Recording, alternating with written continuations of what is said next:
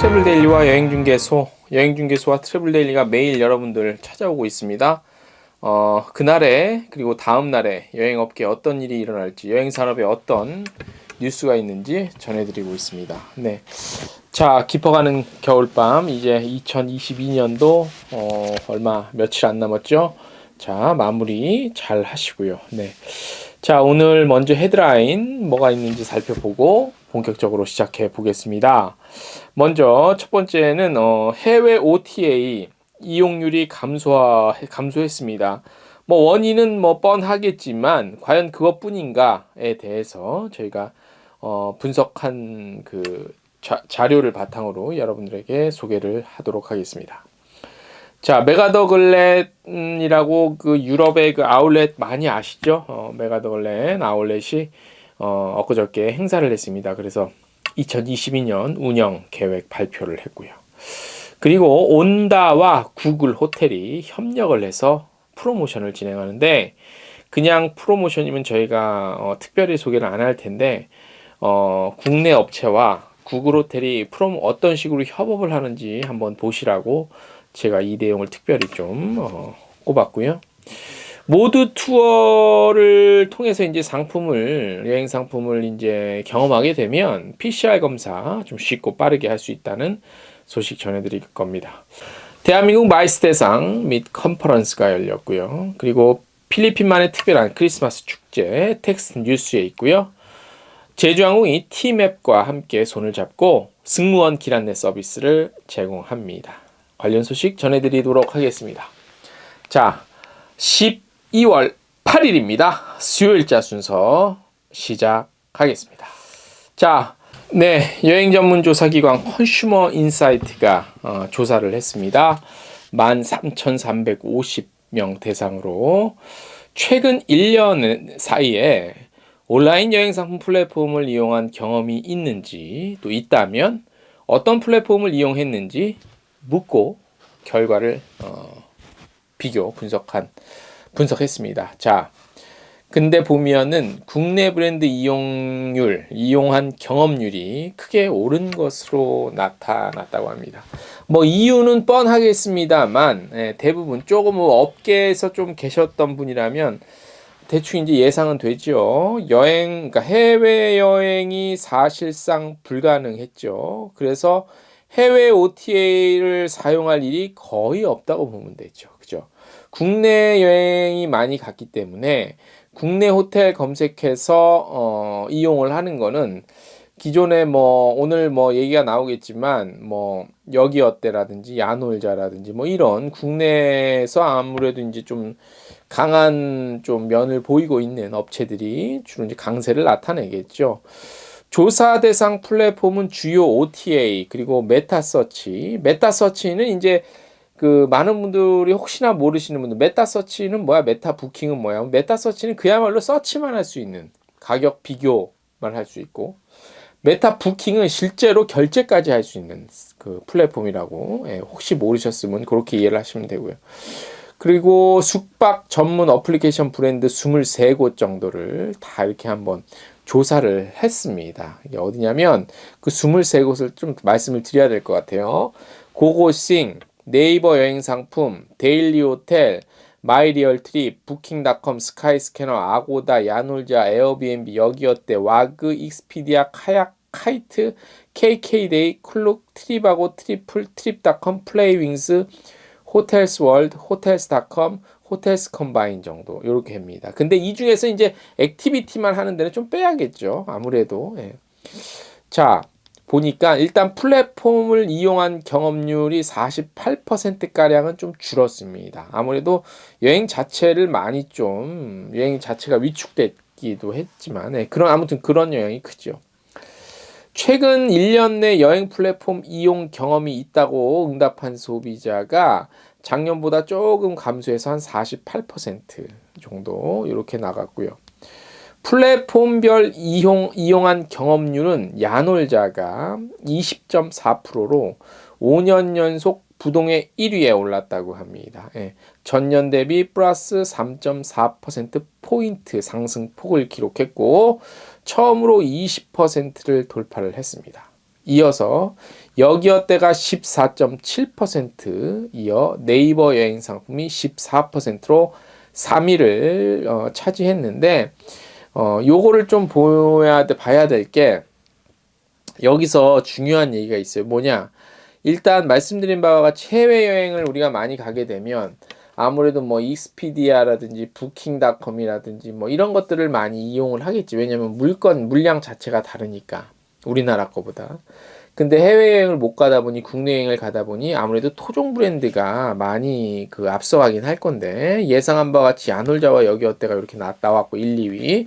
자, 근데 요것도 봐야 되는 게 뭐냐면 백데이터는 우리가 볼 수 없잖아요. 그죠? 백데이터는 그들만이 아는 자료이기 때문에 중요한 거는 여기서 야놀자와 여기어때는 모텔 대실이 주가 있어요. 많은 부분을 차지했어요. 근데 이 그러니까 모텔 숙박, 진정으로 여행객이 1박을 숙박하기 위한 예약이 통계만 잡힌 건지, 아니면 그야말로 모텔의 다른 용도로 그런 식으로 해서 뭐 대실 용도로만 예약이 잡혔는지, 요까지 다 잡혔는지 하면은 사실 요 데이터는 다시 한번 그러니까 그 수치까지 잡힌 건지는 모르죠, 저희가. 그죠? 예.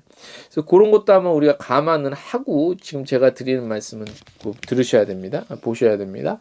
그리고 또 하나 시사해 주는 게 뭐냐면, 국내 최고의 지금 사이트 포털이 지금 네이버잖아요. 근데 네이버 여행 상품이 야놀자와 여기어때에 밀려서 3위를 차지한다는 거는, 네이버가 갖고 있는 이 네이버에서 그런 관련 상품 판매되는 게 그렇게 뭐 우리나라 포털 1위의 그 위상만큼은 아니다라는 것들도 우리가 좀 눈치를 채야 되지 않을까 싶어요. 자, 계속해서 2019년 해외 브랜드 포함 8위에 그쳤던 네이버가 해마다 약진하다고는 해요. 그래서 여기어때 턱밑까지 추격을 하는 모양새는 보이고는 있다고 합니다. 2019년까지 1위 야놀자를 제외하고는 외국계 브랜드가 주류를 이루었는데, 작년부터 국내 브랜드 빅3 체제 현상이 좀 보인다고 합니다. 그래서 코로나19라는 돌발 변수 영향으로 그런 것들이 좀 강해졌고, 이런 빅3의 경험률이 총합이 작년 40에서 올해는 49.1%로 대폭 상승을 했고요. 그리고 나머지 국내 브랜드 중에서 데일리 호텔, 마이리얼 트립이 1% 이상의 이용 경험률을 보였는데, 여기서도 짚고 넘어가야 될 게 있죠. 마이리얼 트립이 항공권 수수료를 그것도 이제 감안하고 자기네들이 싸게 판다고 계속 마케팅을 하잖아요. 이게 굉장히 기존의 레거시 여행 업계에서는 굉장히 안 좋게 보지요. 예. 아마 많은 분들이 아시다시피 얼마 전에 우리 여행업계 전문지 세계여행신문에서도 이 내용의 기사가 나왔는데, 굉장히 좋은 내용의 기사라고 저는 굉장히 개인적으로 봅니다. 왜냐, 여행업계에서 그야말로 진짜 노력해서 수수료 좀 어떻게 받아보려고 하면은 이런 데서 갑자기 갑툭 튀죠. 예. 튀어나와서 수수료 없이 뭐 이렇게 하겠다라고 하면, 이거는 사실 그러니까 뭐라 그래요? 참 기존의 업계들은 그거라도 받으려고 이렇게 막 진짜 피땀 눈물을 흘리면서 했는데, 이렇게 갑자기 와서 막 이런 식으로 들이밀면 그동안에 우리 여행업계 수고가 헛되는 것도 헛되는 거지만, 과연 그런 식으로의 영업과 비즈니스가 오래 갈까요?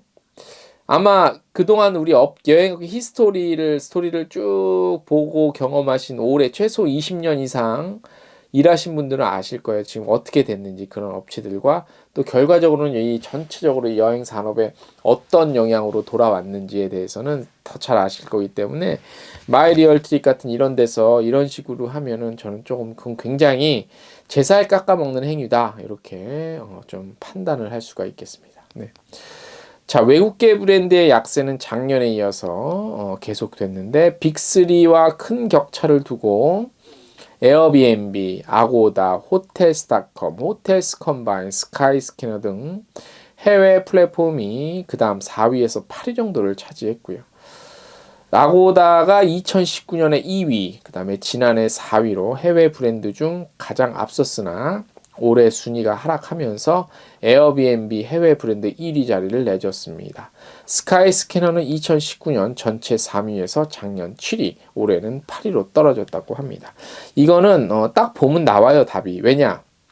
저희들은 기자라서 이 관련 업체들이 어떻게 움직이는지 이게 느껴지거든요. 보도 자료를 얼만큼 뿌리고 내용은 얼마나 충실히 담고 있고, 왜냐하면 보도 자료를 뿌린다는 거는 그만큼 많이 움직인다는 얘기잖아. 움직이기 때문에. 근데 아고다도 전혀 없는 건 아닌데 최소한 한국 시장에서 최근 1년, 2년 사이에 에어비앤비가 활동하는 거는 어마어마해. 아고다랑은 비교가 안 돼요. 일단 들어오는 것, 자료 같은 것만으로 기준으로 봤을 때. 그래서 아고다가 또 앞으로 어떻게 할지 모르겠지만 아무튼 어쨌든 그 에어비앤비가 굉장히 한국 시장에서 적극적으로 뛰고 있다라는 거, 그런 것들이 이런 수치 조사 결과로 나오지 않았나, 뭐 이런 생각이 듭니다. 네.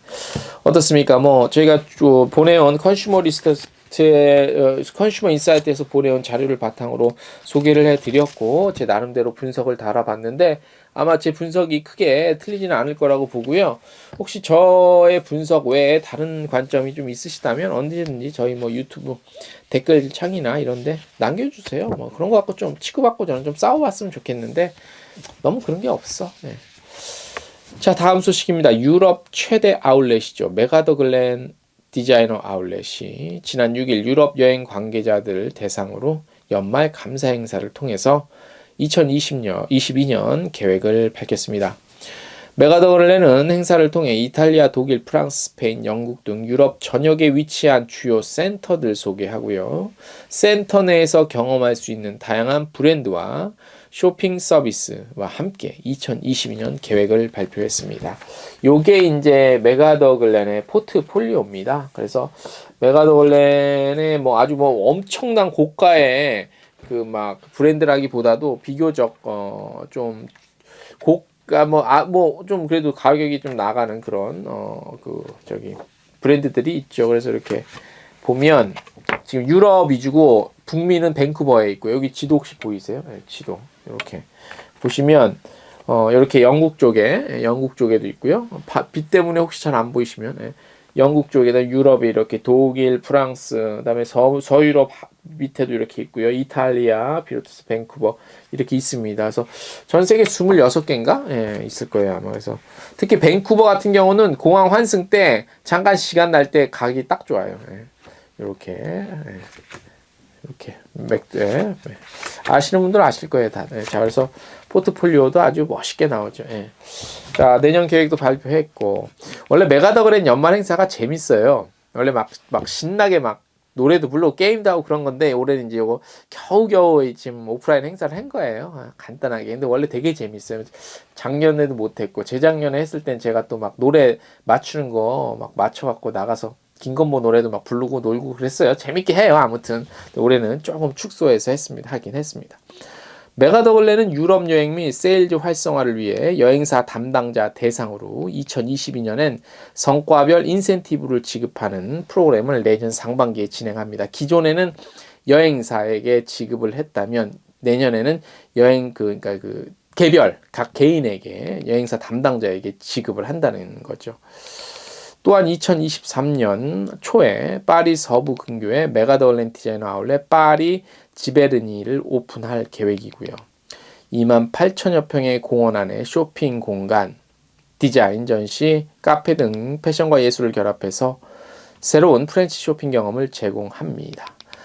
파리 지베르니 센터는 파리에서 45분 거리에 불과하고요. 파리 도시나 노르망디 지역을 여행하는 관광객 방문이 많을 것으로 기대가 되고 있습니다.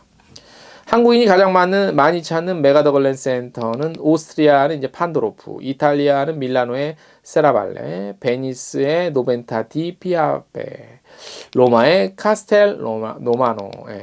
근데 이 로마의 카스텔 로마노가 여기가 전체 아울렛 매장에서 한국인이 제일 많이 가는 매장으로 따지면 여기 로마의 카스텔 로마노가 제일 많아요. 네덜란드 루드몬트도 있고 프랑스 프로방스도 있고요.